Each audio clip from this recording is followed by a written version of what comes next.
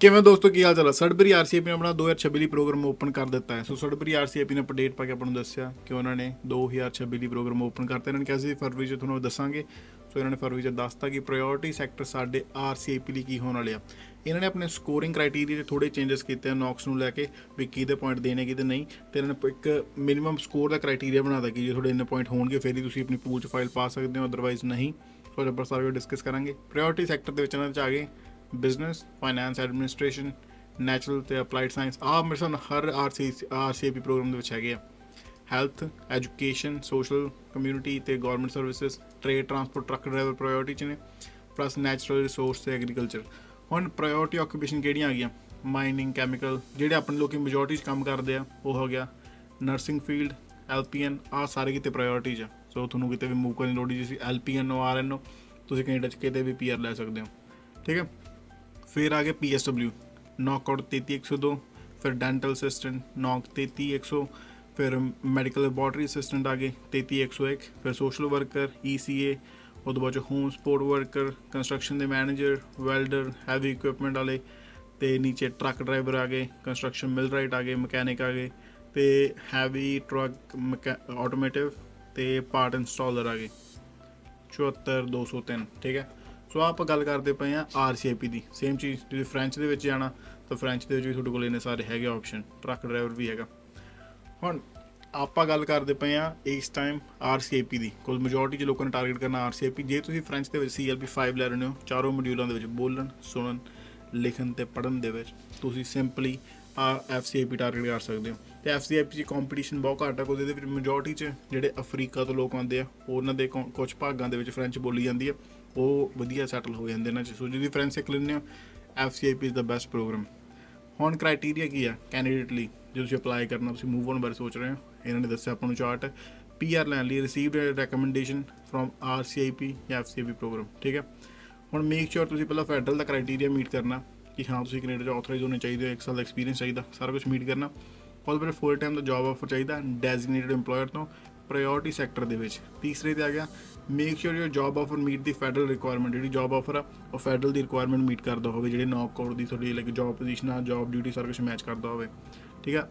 And ਪੰਜਵਾਂ, if your application is selected use the recommendation form to apply for PR। Simple PR apply ਹੋ ਜਾਣੀ ਆ ਅਤੇ ਉਦੋਂ ਬਾਅਦ ਤੁਹਾਨੂੰ ਲੋੜ ਪੈਂਦੀ ਆ ਤਾਂ ਤੁਸੀਂ provide your employer with any necessary document for RCIP, ਜਿਹੜੇ ਡਾਕੂਮੈਂਟ ਦੀ ਲੋੜ ਹੈ ਰੈਕਮੈਂਡੇਸ਼ਨ ਉਹ। ਅਤੇ ਉਦੋਂ ਬਾਅਦ ਤੁਹਾਨੂੰ ਲੋੜ ਪੈਂਦੀ ਹੈ ਤੁਸੀਂ ਆਪਣਾ ਟੈਂਪਰੇਰੀ ਵਰਕ ਪਰਮਿਟ ਵੀ ਲੈ ਸਕਦੇ ਹੋ। ਠੀਕ ਹੈ। ਹੁਣ ਇਹਨਾਂ ਨੇ ਕਿਹਾ ਵਾ ਕਿ ਮਿਨੀਮਮ ਸਕੋਰ ਕ੍ਰਾਈਟੇਰੀਆ ਬਣਾਤਾ। How application are processed. The Sudbury RCIP ranks application in the pool using point base system. ਹੁਣ ਪੁਆਇੰਟ ਬੇਸ ਸਿਸਟਮ ਵੀ ਤੁਹਾਨੂੰ ਦਿਖਾਉਣਾ ਇਹਨਾਂ ਦਾ ਆ ਰਿਹਾ। ਅਤੇ ਤੁਹਾਨੂੰ ਇਹਦੇ ਲਈ ਚਾਹੀਦੇ ਆ minimum 79 point required will be placed in the pool. So ਜੇ ਤੁਹਾਡੇ ਕੋਲ ਮਿਨੀਮਮ 79 ਪੁਆਇੰਟ ਹੋਣਗੇ, ਕਿੱਥੇ ਕ੍ਰਾਈਟੇਰੀਆ ਆ ਰਿਹਾ। ਸੋ ਆਹ ਸਕੋਰ ਦਾ ਕ੍ਰਾਈਟੇਰੀਆ ਸਾਰਾ, ਜਿਹਦੇ ਵਿੱਚ ਤੁਹਾਨੂੰ ਪੁਆਇੰਟ ਮਿਲਣੇ ਆ ਤੁਹਾਡੀ ਜੋਬ ਆਫਰ ਦੇ, ਫਿਰ ਵਰਕ ਐਕਸਪੀਰੀਅੰਸ ਦੇ, ਲੈਂਗੁਏਜ ਦੇ, ਐਜੂਕੇਸ਼ਨ ਦੇ, ਇੰਟੈਂਟ ਟੂ ਰਿਜ਼ਾਈਡ ਦੇ, ਆਹ ਸਾਰਿਆਂ ਨੂੰ ਮਿਲਣਗੇ। ਅਤੇ ਪਲੱਸ ਬੋਨਸ ਪੁਆਇੰਟ ਦਾ ਆਪਸ਼ਨ ਆ। ਠੀਕ ਹੈ।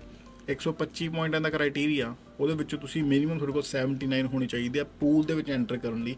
ਉਹਦੇ ਬਾਅਦ ਪੂਲ 'ਚ ਤੁਹਾਡਾ ਕੰਪੀਟੀਸ਼ਨ ਅਲੱਗ-ਅਲੱਗ ਮੈਟਰ ਕਰੇਗਾ। ਠੀਕ ਹੈ। ਸੋ 79 ਮਿਨੀਮਮ ਆ ਜਿਹੜੇ ਤੁਹਾਡੇ ਕੋਲ ਹੋਣੇ ਚਾਹੀਦੇ ਆ। ਇਹਦੇ ਵਿੱਚ ਗਵਰਨਮੈਂਟ ਨੇ ਕਿਹਾ ਵਾ ਪਹਿਲੇ ਨੰਬਰ 'ਤੇ, ਜਿਵੇਂ ਇਹਨਾਂ ਨੇ ਕਿਹਾ ਸੀ ਕਿ ਸਾਡੇ ਪ੍ਰਾਇੋਰਟੀ ਸੈਕਟਰ ਹੈ ਨਾ, ਸੋ ਜਿਵੇਂ ਇੱਥੇ ਆਪਾਂ ਗਵਰਨਮੈਂਟ ਨੇ ਕਿਹਾ ਸੀ ਕਿ ਸਾਡੇ RCIP ਲਈ ਪ੍ਰਾਇੋਰਟੀ ਸੈਕਟਰ ਆਹ ਵਾ।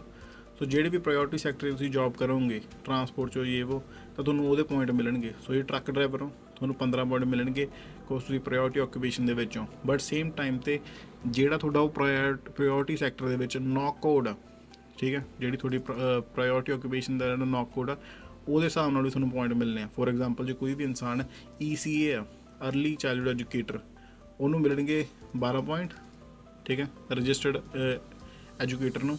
ਜਿਹੜੇ ਅਸਿਸਟੈਂਟ ਨੇ ਉਹਨਾਂ ਨੂੰ ਕੋਈ ਪੁਆਇੰਟ ਵੀ ਨਹੀਂ। ਸੋ ਅਸਿਸਟੈਂਟ ਨੂੰ ਕੋਈ ਪੁਆਇੰਟ ਨਹੀਂ। ਜਿਹੜੇ RECE ਆ ਉਹਨਾਂ ਸਾਰਿਆਂ ਨੂੰ 12 ਪੁਆਇੰਟ। ਜਿਹੜੇ ਵੀ ਭਰਾ ਟਰੱਕ ਡਰਾਈਵਰ ਆ ਤੁਹਾਨੂੰ ਉੱਪਰ ਤਾਂ ਮਿਲ ਜਾਣਗੇ ਕਿ ਹਾਂਜੀ ਤੁਹਾਨੂੰ 15 ਪੁਆਇੰਟ ਮਿਲ ਗਏ, ਪਰ ਨੀਚੇ ਜਾ ਕੇ ਤੁਹਾਨੂੰ ਇੱਥੇ 2 ਪੁਆਇੰਟ ਮਿਲਣਗੇ। ਸੋ ਇਹਦੇ ਵਿੱਚ ਸਰਕਾਰ ਨੇ ਪ੍ਰਾਇੋਰਟੀ ਵਾਲਾ ਸੀਨ ਸੈੱਟ ਕੀਤਾ ਕਿ ਜੇ ਤੁਸੀਂ ਪ੍ਰਾਇੋਰਟੀ ਸੈਕਟਰ ਦੇ ਵਿੱਚੋਂ ਤਾਂ ਤੁਹਾਨੂੰ ਉਹਦੇ ਪੁਆਇੰਟ ਮਿਲਣਗੇ, ਪ੍ਰਾਇੋਰਟੀ ਆਕੂਪੇਸ਼ਨ ਹੈਗੀ ਤੁਹਾਡੀ ਤਾਂ ਤੁਹਾਨੂੰ ਉਹਦੇ ਪੁਆਇੰਟ ਮਿਲਣਗੇ। ਅਤੇ ਮੈਕਸੀਮਮ ਇਹਦੇ ਵਿੱਚੋਂ ਮੇਰੇ ਹਿਸਾਬ ਨਾਲ ਤੁਸੀਂ 25 ਪੁਆਇੰਟ ਲੈ ਸਕਦੇ ਹੋ। ਹਾਂ, ਮੈਕਸੀਮਮ 25 ਮਿਲਣਗੇ। ਸੋ ਜੇ ਮੰਨ ਲਓ ਤੁਹਾਨੂੰ ਇੱਥੇ 15 ਮਿਲਦੇ ਪਏ ਆ ਤਾਂ ਇੱਥੇ ਤੁਹਾਨੂੰ ਮੈਕਸੀਮਮ 10 ਹੀ ਮਿਲ ਸਕਦੇ ਆ। ਠੀਕ ਹੈ। ਸੋ 25 ਪੁਆਇੰਟ ਇੱਥੋਂ ਹੋ ਗਏ। ਸੋ ਜੇ ਮੰਨ ਲਓ ਆਪਾਂ ਸਿਲੈਕਟ ਕਰ ਲਿਆ as a truck driver, so trade occupation ਦੇ ਟ੍ਰੇਡ ਤੇ ਟਰਾਂਸਪੋਰਟ ਦੇ ਵਿੱਚ ਆਪਾਂ, ਪਲੱਸ ਮੈਂ ਟਰੱਕ ਡਰਾਈਵਰ ਹਾਂ। ਉਹਦੇ ਬਾਅਦ 'ਚੋਂ ਹਿਊਮਨ ਤੇ ਕੈਪੀਟਲ ਅਸੈਸਮੈਂਟ। ਫੋਰ ਐਗਜ਼ਾਮਪਲ ਜੇ ਮੇਰੇ ਕੋਲ ਪਹਿਲਾਂ 1 ਸਾਲ ਦਾ ਐਕਸਪੀਰੀਅੰਸ ਹੈਗਾ ਤਾਂ ਮੈਨੂੰ ਉਹਦੇ 10 ਮਿਲਣਗੇ ਪੁਆਇੰਟ। ਜੇ ਮੇਰੇ ਕੋਲ 2 ਸਾਲ ਦਾ ਐਕਸਪੀਰੀਅੰਸ ਹੈਗਾ ਮੈਨੂੰ ਮਿਲਣਗੇ 15। ਜੇ 3 ਸਾਲ ਦਾ 20, ਜੇ ਮੈਂ 4 ਸਾਲ ਦਾ 25। ਠੀਕ ਹੈ, ਇਹਦੇ ਵਿੱਚ ਤੁਹਾਨੂੰ ਮੈਕਸਿਮਮ ਪੁਆਇੰਟ ਮਿਲਣੇ ਆ 20। ਸੋ ਜੇ ਮੰਨ ਲਓ ਮੇਰੇ ਕੋਲ 1 ਸਾਲ ਦਾ ਮੈਨੂੰ 10 ਪੁਆਇੰਟ ਇਹਦੇ ਮਿਲ ਗਏ। ਠੀਕ ਹੈ, ਉਹਦੇ ਬਾਅਦ ਫਿਰ ਆ ਜਾਈਏ ਮੇਰੇ ਕੋਲ ਇੰਗਲਿਸ਼ ਦਾ ਲੈਵਲ ਕੀ ਹੈ। ਹੁਣ ਆਹ ਡਿਪੈਂਡ ਕਰਦਾ ਟੀਅਰ 01 ਦੀ ਜੋਬ ਵਾਲਿਆਂ ਲਈ। ਹੁਣ ਫੋਰ ਐਗਜ਼ਾਮਪਲ ਮੇਰਾ ਹੈਗਾ ਟੀਅਰ 3 ਦੀ ਜੋਬ ਆ ਟਰੱਕ ਡਰਾਈਵਰ 733। ਠੀਕ ਹੈ, ਹੁਣ ਟੀਅਰ 3 ਲਈ ਮੈਂ ਇੱਥੇ ਜਾਊਂਗਾ job offer in tier 2 and 3। ਹੁਣ 2 ਐਂਡ 3 ਦੇ ਵਿੱਚ ਮੇਰੇ ਕੋਲ ਇੰਗਲਿਸ਼ ਦੇ ਵਿੱਚ 6 ਈਚ ਹੈਗੇ ਆ ਆਈਲੈਟਸ ਦੇ ਜਨਰਲ ਦੇ ਪੇਪਰ ਦੇ ਵਿੱਚ, ਤਾਂ ਮੈਨੂੰ ਮਿਲਣਗੇ CLB 7 ਜੋ ਕਿ ਹੋ ਗਿਆ 20 ਪੁਆਇੰਟ। ਠੀਕ ਹੈ, ਨੀਚੇ ਆ ਜਾਈਏ ਤਾਂ ਇੱਥੇ ਮੈਨੂੰ ਭਾਸ਼ਾ ਦੇ ਮੈਕਸਿਮਮ 20 ਪੁਆਇੰਟ ਹੀ ਮਿਲਣੇ ਆ ਜੋ ਮੈਂ ਲੈ ਲਿਆ, ਜੋ ਮੇਰੀ ਜੋਬ ਟੀਅਰ ਸੀਗੀ। ਨੀਚੇ ਆ ਜਾਈਏ ਉੱਥੇ ਆ ਗਿਆ ਆਪਣੇ ਐਜੂਕੇਸ਼ਨ ਦੇ point.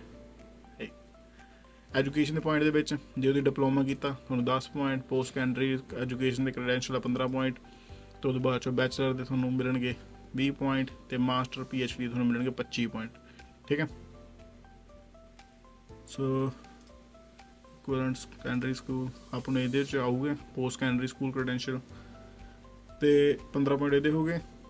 Intent to reside, so for example ਆਪਾਂ ਕਿਤੇ ਵੀ ਕੋਈ PNP ਪ੍ਰੋਗਰਾਮ, ਕੋਈ RCAP ਪ੍ਰੋਗਰਾਮ ਟਾਰਗੇਟ ਕਰਨਾ, ਉੱਥੇ ਆਪਣਾ ਇੰਟੈਂਟ ਟੂ ਰਿਜ਼ਾਈਡ ਹੋਣਾ ਚਾਹੀਦਾ ਕਿ ਮੈਂ ਇਸੇ ਕਮਿਊਨਿਟੀ ਦੇ ਵਿੱਚ ਵਸੂੰਗਾ, ਅਦਰਵਾਈਜ਼ ਉਹਨਾਂ ਨੇ ਤੁਹਾਨੂੰ ਸਿਲੈਕਟ ਵੈਸੇ ਨਹੀਂ ਕਰਨਾ, ਤਾਂ 10 ਪੁਆਇੰਟ ਤੁਹਾਨੂੰ ਉਹਦੇ ਮਿਲ ਜਾਣਗੇ। ਠੀਕ ਹੈ, ਨੈਕਸਟ ਆ ਗਿਆ ਉਹਦੇ ਬਾਅਦ 'ਚੋਂ ਆ ਬੋਨਸ ਪੁਆਇੰਟ ਆ। ਸੋ ਕੈਂਡੀਡੇਟ ਹੈਜ਼ ਪ੍ਰੀਵੀਅਸਲੀ ਵਰਕਡ ਔਰ studied in the community. So ਜੇ ਤੁਸੀਂ ਪਹਿਲਾਂ ਪੜ੍ਹਾਈ ਕੀਤੀ ਆ ਕਮਿਊਨਿਟੀ ਦੇ ਵਿੱਚ ਜਾਂ ਕੰਮ ਕੀਤਾ ਤੁਹਾਨੂੰ ਉਹਦੇ ਪੁਆਇੰਟ ਮਿਲਣਗੇ, ਜੇ ਨਹੀਂ ਕੀਤਾ ਤਾਂ ਨਹੀਂ। ਠੀਕ ਹੈ, candidate currently has a close family member who is a PR or Canadian citizen who is living in the community। ਸੋ ਜੇ ਤੁਹਾਡਾ ਫੈਮਿਲੀ ਮੈਂਬਰ ਕੋਈ PR ਸਿਟੀਜ਼ਨ ਕਮਿਊਨਿਟੀ ਦੇ ਵਿੱਚ ਰਹਿ ਰਿਹਾ ਸਡਬਰੀ ਦੇ ਵਿੱਚ, ਜਿਹੜਾ ਇਹਨਾਂ ਦਾ ਸਡਬਰੀ ਵਾਲਾ ਏਰੀਆ ਇਹਦੇ ਵਿੱਚ ਹੀ ਸਿਰਫ, ਤਾਂ ਤੁਹਾਨੂੰ ਉਹਦੇ ਪੁਆਇੰਟ ਮਿਲ ਜਾਣਗੇ। candidate has volunteering with the community organization has been part of existing community group support team in last 3 months। ਸੋ ਜੇ ਤੁਸੀਂ ਕਮਿਊਨਿਟੀ ਦੇ ਆਹ ਚੀਜ਼ ਚੰਗੀ ਹੋ ਸਕਦੀ ਹੈ। ਸੋ ਜੇ ਤੁਸੀਂ ਉੱਥੇ ਮੂਵ ਹੋ ਕੇ ਉੱਥੇ ਵਲੰਟੀਅਰ ਕੰਮ ਸ਼ੁਰੂ ਕਰੋਗੇ ਕਮਿਊਨਿਟੀ ਦੇ ਆਰਗੇਨਾਈਜੇਸ਼ਨਸ ਦੇ ਨਾਲ, ਜਾਂ ਕਮਿਊਨਿਟੀ ਗਰੁੱਪਸ ਦੇ ਮੈਂਬਰ ਬਣੋਗੇ, ਜਾਂ ਫਿਰ ਤੁਸੀਂ ਸਪੋਰਟਸ ਟੀਮ ਦੇ ਵਿੱਚ ਐਜ਼ ਏ ਵਲੰਟੀਅਰ ਕੰਮ ਕਰੋਗੇ 3 ਮਹੀਨੇ ਲਈ ਘੱਟੋ ਘੱਟ, ਤਾਂ ਤੁਹਾਨੂੰ 2 ਪੁਆਇੰਟ ਉਹਦੇ ਐਕਸਟਰਾ ਮਿਲ ਜਾਣਗੇ। ਤੁਹਾਨੂੰ ਪ੍ਰੂਫ ਦਿਖਾਉਣਾ ਪੈਣਾ ਬਟ ਉਹਦੇ ਬਾਅਦ 'ਚ candidate is renting a property or owns a property in the community. So ਜੇ ਤੁਹਾਡੇ ਕੋਲ ਪ੍ਰੋਪਰਟੀ ਉੱਥੇ ਰੈਂਟ ਕਰਦੇ ਪਏ ਹੋ, ਜਾਂ ਫਿਰ ਤੁਹਾਡੇ ਕੋਲ ਪ੍ਰੋਪਰਟੀ ਹੈਗੀ ਤੁਸੀਂ ਓਨ ਕਰਦੇ ਪਏ ਹੋ, ਤੁਹਾਨੂੰ ਉਹਦੇ ਪੁਆਇੰਟ ਮਿਲਣਗੇ। ਹੁਣ ਰੈਂਟਿੰਗ ਮੇਰੇ ਹਿਸਾਬ ਨਾਲ ਹੋਊਗਾ ਤੁਸੀਂ ਰੈਂਟ ਕਰ ਰਹੇ ਹੋ ਸਾਹਮਣੇ ਵਾਲੇ ਨੂੰ, I believe you will be required proof of either, ਨਹੀਂ ਰੈਂਟਲ ਐਗਰੀਮੈਂਟ। ਸੋ ਤੁਸੀਂ ਰੈਂਟ 'ਤੇ ਰਹਿ ਰਹੇ ਹੋ ਉਹਦੇ, utility bill, municipality statement of account, ਇਹ ਉਹ।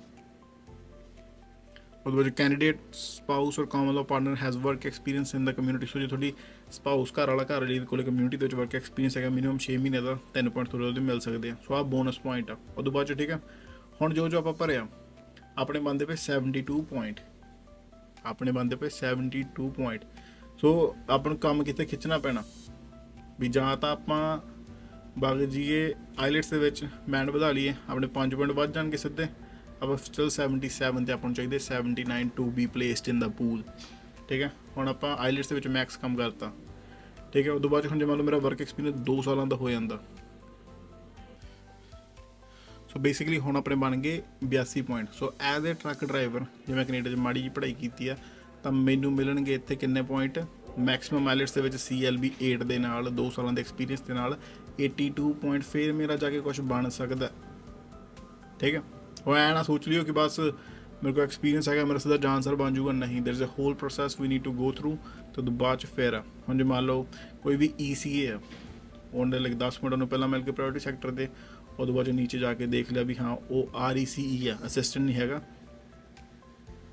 ਕਿਤੇ ਆ ਰਿਹਾ। ਠੀਕ ਆ, ਸੋ 12 ਪੁਆਇੰਟ ਉਹਦੇ ਮਿਲ ਗਏ, ਇਹਨੂੰ 22 ਪੁਆਇੰਟ ਮੈਕਸਿਮਮ ਮਿਲ ਗਏ। ਉਦੋਂ ਬਾਅਦ 'ਚ ਮੇਰੇ ਕੋਲ 1 ਸਾਲ ਦਾ ਐਕਸਪੀਰੀਅੰਸ ਹੈਗਾ। ਠੀਕ ਆ, ਉਦੋਂ ਬਾਅਦ 'ਚ ਹੁਣ ਮੇਰੀ ਜੋਬ ਆ ਗਈ ਕਿਹਦੇ ਵਿੱਚ, ਟੀਅਰ 2 ਦੇ ਵਿੱਚ। ਹੁਣ ਟੀਅਰ 2 ਲਈ ਸੇਮ ਮੈਂ ਮੈਕਸਿਮਮ ਬੈਂਡ ਸਕੋਰ ਕਰਦੇ 25 ਪੁਆਇੰਟ ਲੈ ਲਏ CLB 8 ਦੇ ਨਾਲ। ਠੀਕ ਹੈ, ਉਦੋਂ ਬਾਅਦ 'ਚੋਂ ਮੈਨੂੰ ਮਿਲ ਗਏ ਮੇਰੀ ਪੜ੍ਹਾਈ ਦੇ ਪੁਆਇੰਟ 15। ਉਦੋਂ ਬਾਅਦ 'ਚੋਂ ਜਿਹੜਾ ਆਪਣਾ ਇੰਟੈਂਸ਼ਨ ਟੂ ਰਿਜ਼ਾਈਡ ਆ 10 ਪੁਆਇੰਟ ਉਹਦੇ ਮਿਲ ਗਏ। ਉਦੋਂ ਬਾਅਦ 'ਚ ਹੁਣ ਆ ਬੋਨਸ ਪੁਆਇੰਟ ਮੈਨੂੰ ਕੋਈ ਨਹੀਂ ਮਿਲ ਰਿਹਾ, ਤਾਂ ਫਿਰ ਮੇਰੇ ਬਣਦੇ ਪਏ 82 point as a ECA with 1 year experience, language maximum point, ਕੁਝ ਮੈਨੂੰ ਇੱਥੇ ਪੁਆਇੰਟ ਵੱਧ ਗਏ, ਇੱਥੇ ਪੁਆਇੰਟ ਵੱਧ ਗਏ। ਤਾਂ ਉਹ ਚੀਜ਼ਾਂ ਦਾ ਫਰਕ ਪੈਂਦਾ ਆਪਾਂ ਨੂੰ ਸਾਰਾ। ਸੋ ਮਿਨੀਮਮ ਆਪਾਂ ਨੂੰ ਚਾਹੀਦੇ ਆ 79 ਪੁਆਇੰਟਸ, 79 ਰਾਈਟ, ਯੈਸ 79 ਪੁਆਇੰਟ। ਸੋ ਜੇ 79 ਪੁਆਇੰਟ ਆਪਣੇ ਕੋਲ ਹੋਣਗੇ ਤੇ ਫਿਰ ਆਪਾਂ ਕੱਟ ਆਫ ਮੀਟ ਕਰਕੇ ਫਿਰ ਆਪਾਂ ਪੂਲ 'ਚ ਜਾਵਾਂਗੇ, ਅਦਰਵਾਈਜ਼ ਨਹੀਂ। ਸੋ ਆਹ ਚੀਜ਼ ਸਾਰਿਆਂ ਨੇ ਮੇਕ ਸ਼ੋਰ ਕਰਿਓ ਵੀ ਜੇ ਆਪਾਂ ਹੁਣੇ ਮੂਵ ਹੋਣ ਬਾਰੇ ਸੋਚ ਰਹੇ ਹਾਂ, ਆ ਚੰਗਾ ਉਹਨਾਂ ਲਈ ਰਹੂਗਾ ਜਿਨ੍ਹਾਂ ਨੇ ਆਲਰੇਡੀ ਸਾਲ 2 ਸਾਲ ਕਿਤੇ ਕੰਮ ਕਰ ਲਿਆ ਤੇ ਉਹ ਐਕਸਪੀਰੀਅੰਸ ਨੂੰ ਯੂਟੀਲਾਈਜ਼ ਕਰਨਾ ਆਪਾਂ, ਫਿਰ ਆਪਾਂ ਜਾ ਕੇ ਤੇ ਸੌਖੇ ਤਰੀਕੇ ਨਾਲ PR ਹੋ ਸਕਦੇ ਹਾਂ। ਤੇ ਇਹਨਾਂ ਨੇ ਆਪਾਂ ਨੂੰ ਦਿੱਤੀ ਹੈ ਲਿਸਟ ਪੂਰੀ ਡੈਜ਼ਿਗਨੇਟਡ EMPLOYERS ਦੀ, ਠੀਕ ਹੈ। ਸੋ ਆ ਰਹੇ ਡੈਜ਼ਿਗਨੇਟਡ EMPLOYERS RCAP ਲਈ, ਜੇ ਤੁਸੀਂ ਜੌਬਾਂ ਟਾਰਗੇਟ ਕਰਨੀਆਂ ਨੈਚੁਰਲ ਦੇ ਆ ਰਹੇ। ਨੀਚੇ ਆ ਜਾਓ, ਆ ਹੈਲਥ ਦੇ EMPLOYER ਆ ਗਏ ਸਾਰੇ, ਅਸ਼ੀਮਾ ਬਾਂਸਲ, ਓਕੇ ਠੀਕ ਹੈ। ਉਦੋਂ ਨੀਚੇ ਫਿਰ ਆ ਸਾਰੇ ਆ ਗਏ ਐਜੂਕੇਸ਼ਨ ਦੇ, ਉਦੋਂ ਬਾਅਦ 'ਚ ਨੀਚੇ ਆ ਗਏ ਟ੍ਰੇਡ ਦੇ। ਸੋ ਆਹ ਸਾਰੀ ਕੰਪਨੀਆਂ ਟ੍ਰੇਡ ਤੇ ਟਰਾਂਸਪੋਰਟੇਸ਼ਨ ਵਾਲੀਆਂ ਜਿਨ੍ਹਾਂ ਦੇ ਵਿੱਚ ਤੁਸੀਂ ਅਪਲਾਈ ਕਰ ਸਕਦੇ ਹੋ। ਟੂਇੰਗ ਵਾਲਿਆਂ ਨੂੰ ਬੰਦਿਆਂ ਦੀ ਲੋੜ ਆ, ਕੈਨੇਡੀਅਨ ਟਾਇਰ ਨੂੰ ਲੋੜ ਆ, ਇਹਨਾਂ ਨੂੰ ਲੋੜ ਆ। So you can just apply there. ਇਹਨਾਂ ਦੇ ਸਾਰੇ ਐਡਰੈਸ ਆ, ਇਹਨਾਂ ਦੀ ਵੈਬਸਾਈਟ 'ਤੇ ਜਾਓ, ਸਟਾਰਟ ਅਪਲਾਈਂਗ। ਇੱਥੇ ਟਾਇਰ ਦੀ ਕੰਪਨੀ ਆ, ਇੰਡਸਟਰੀਅਲ ਕਾਰਪੋਰੇਸ਼ਨ ਆ, ਇਹ ਉਹ ਗਾਰਡੇ ਵਾਈਨ ਆ। ਆਹ ਕੰਪਨੀ ਵੱਡੀ ਆ ਮੇਰੇ ਸਾਹਮਣੇ ਕੈਨੇਡਾ 'ਚ, ਖਾਸੀ ਤਕੜੀ ਆ। ਇਹਨਾਂ ਦੇ ਮੈਂ ਟਰੱਕ ਦੇਖੇ ਆ। ਹਾਂ ਟਰਾਂਸਪੋਰਟੇਸ਼ਨ ਕੰਪਨੀ ਆ, ਹਾਂ ਗਾਰਡੇ ਵਾਈਨ ਦੀ। ਸੋ ਇਹਨਾਂ ਸਾਰਿਆਂ ਦੇ ਵਿੱਚ ਤੁਸੀਂ ਅਪਲਾਈ ਕਰ ਸਕਦੇ ਹੋ। ਥੋੜੀ ਕਿੱਡੀ ਵੱਡੀ ਲਿਸਟ ਆ ਗਈ। ਸੋ ਬੇਸਿਕਲੀ ਯਾਰ at the end of the day ਆਪਾਂ ਆਪਣੀ PR ਲਈ ਖੁਦ ਐਫਰਟ ਪਾਉਣੇ ਆ। ਜਿੰਨੇ ਵੱਧ ਐਫਰਟ ਪਾਵਾਂਗੇ ਉਨੇ ਵੱਧ PR ਦੇ ਚਾਂਸ ਆ, ਜਿੰਨੇ ਘੱਟ ਐਫਰਟ ਪਾਵਾਂਗੇ ਉਨੇ ਲਾਈਕ ਉਹ ਹੋਊਗਾ ਕਿ ਹਾਂ ਯਾਰ ਸਾਨੂੰ ਕੋਈ ਨਾ ਕੋਈ ਐਕਸਪਲੋਇਟ ਕਰ ਲੂਗਾ, ਸਾਡੇ ਤੋਂ ਕੋਈ ਨਾ ਕੋਈ ਲੁੱਟ ਕੇ ਲੈ ਜਾਊਗਾ, ਕੋਈ ਪੈਸੇ ਖਾ ਲੂਗਾ। ਸੋ ਜੇ ਆਪਾਂ ਨੂੰ ਚੀਜ਼ਾਂ ਦੇਖਦੇ ਆ ਵੀ ਪ੍ਰੋਗਰਾਮ ਖੋਲ੍ਹਦੇ ਪਏ, ਆਪਣੇ ਕੋਲ ਐਕਸਪੀਰੀਅੰਸ ਹੈਗਾ, ਆਪਣੇ ਕੋਲ 6 ਮਹੀਨੇ 8 ਮਹੀਨੇ ਦਾ ਪਰਮਿਟ ਰਹਿ ਗਿਆ, we must start working right now. That's it. ਕਿਸੇ ਨੂੰ ਕੋਈ ਵੀ ਹੈਲਪ ਦੀ ਲੋੜ ਹੈ ਕਮੈਂਟ ਕਰ ਦਿਓ। ਇਹਦੇ ਤੁਹਾਨੂੰ ਮੈਂ ਲਿੰਕ ਦੇ ਦੂੰਗਾ ਡਿਸਕ੍ਰਿਪਸ਼ਨ 'ਚ, ਅਦਰਵਾਈਜ਼ ਤੁਸੀਂ ਜਾਣਾ ਕਿਤੇ ਨਹੀਂ ਹੈਗਾ। ਤੁਸੀਂ ਗੂਗਲ 'ਤੇ ਭਰਨਾ ਸਡਬਰੀ RCAP, ਪਹਿਲੇ ਲਿੰਕ 'ਤੇ ਕਲਿੱਕ ਕਰਨਾ, ਉਹਦੇ ਵਿੱਚ ਹੀ ਤੁਹਾਨੂੰ ਪ੍ਰਾਇਓਰਟੀ ਲਿਸਟ ਵਗੈਰਾ ਸਾਰਾ ਕੁਝ ਇੱਥੇ ਮਿਲ ਜਾਣਾ, ਠੀਕ ਹੈ। ਉਦੋਂ ਬਾਅਦ ਜਿਹੜੀ EMPLOYER ਦੀ ਲਿਸਟ ਆ ਉਹ ਵੀ ਇਹਦੇ ਨੀਚੇ ਹੀ ਪਈ ਹੈ, ਪ੍ਰਾਇਓਰਟੀ ਲਿਸਟ ਦੇ ਨੀਚੇ, ਠੀਕ ਹੈ। RCAP ਦੇ ਤੁਹਾਨੂੰ ਕਿਤੇ ਵੀ ਜਾਣ ਦੀ ਲੋੜ ਨਹੀਂ। ਤੇ ਕੈਂਡੀਡੇਟ ਦਾ ਕ੍ਰਾਈਟੀਰੀਆ, ਕੈਂਡੀਡੇਟ 'ਤੇ ਕਲਿੱਕ ਕਰੋ, ਆਹ ਸਾਰਾ ਲਿਖਿਆ ਤੇ ਸਕੋਰਿੰਗ ਵਾਲਾ ਚਾਰਟ ਦਾ ਆ ਰਿਹਾ link, you can just go there. Super easy, super easy. ਮੈਂ ਪਰਮਾਤਮਾ ਅੱਗੇ ਅਰਦਾਸ ਕਰਦਾ ਵੀ ਸਾਰਿਆਂ ਦਾ ਬਣ ਜੇ। That's it. ਬਿਕੋਜ਼ ਯਾਰ ਸਾਰੇ ਸਟਰਗਲ ਕਰਦੇ ਪਏ, ਘਰ ਛੱਡਣੇ ਸੌਖੇ ਨਹੀਂ ਹੈਗੇ। ਸੋ ਮੇਰੀ ਪਰਮਾਤਮਾ ਅੱਗੇ ਆਹੀ ਅਰਦਾਸ ਰਹਿੰਦੀ ਰੋਜ਼, ਸਾਰਿਆਂ ਦਾ ਕੁਛ ਨਾ ਕੁਛ ਬਣ ਜੇ ਤੇ ਹਿੰਮਤ ਨਹੀਂ ਹਾਰਨੀ। ਆਪਾਂ ਜ਼ਿੰਦਗੀ 'ਚ 100% ਕਾਮਯਾਬ ਹੋਵਾਂਗੇ। ਮਿਲਦੇ ਹਾਂ।